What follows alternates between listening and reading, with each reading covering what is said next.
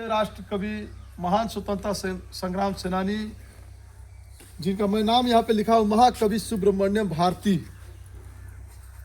ये हमारे दक्षिणी भारत के रहने वाले थे और ये भारत की आज़ादी में इनका बहुत योगदान था।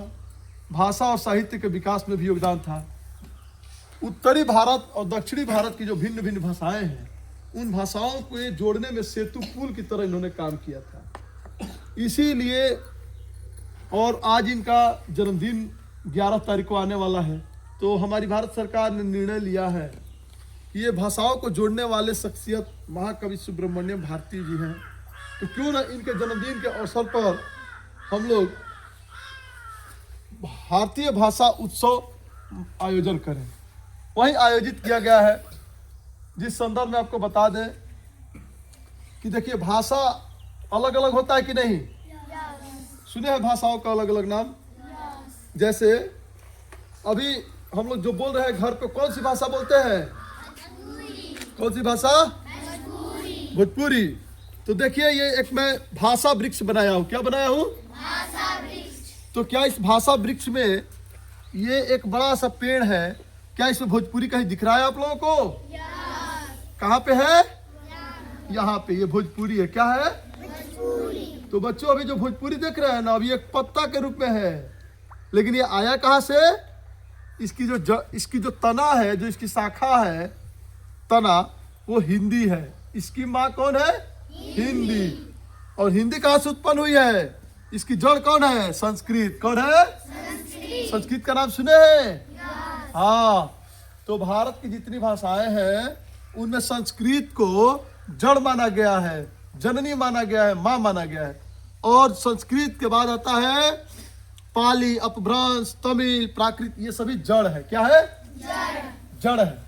और यहाँ से निकला है, संस्कृत से हिंदी आ गया। कौन आ गया? हिंदी। हाँ।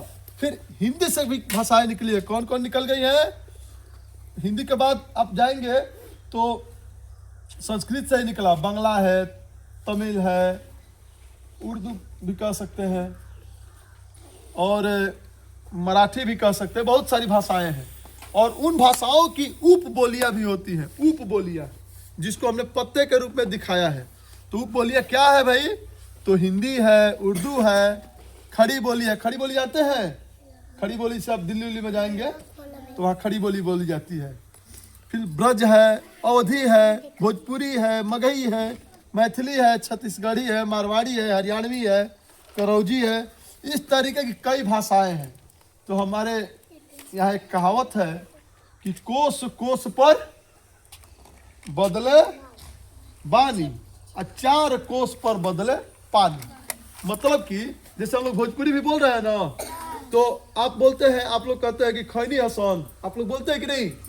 खैनी हसन, पियनी हसन बोलते हैं ना। मतलब सन आग यहाँ सिवान और छपरा के लोगों में जुड़ जाता है। जुड़ जाता है कि नहीं?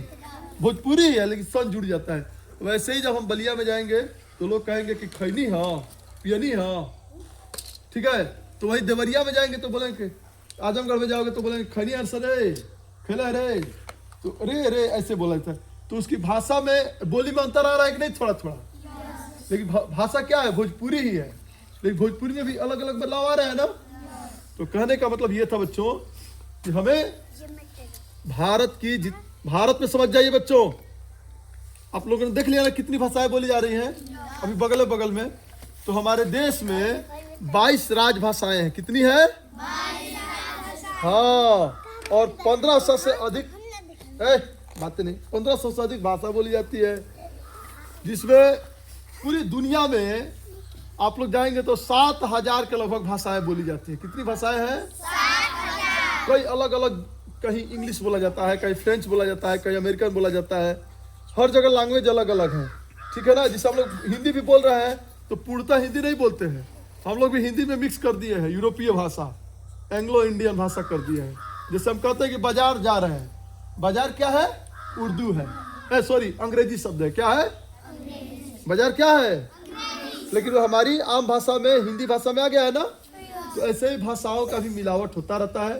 तो बच्चों, आज हम लोगों ने जाना कि ये जो महाकवि सुब्रमण्यम भारती जी के जयंती के अवसर पे आज हम लोगों ने भाषा कैसे उत्पन्न हुआ और कितनी उपबोलियां हैं उसको हमने पत्ते, जड़ और तने के माध्यम से आपको प्रदर्शित किया है।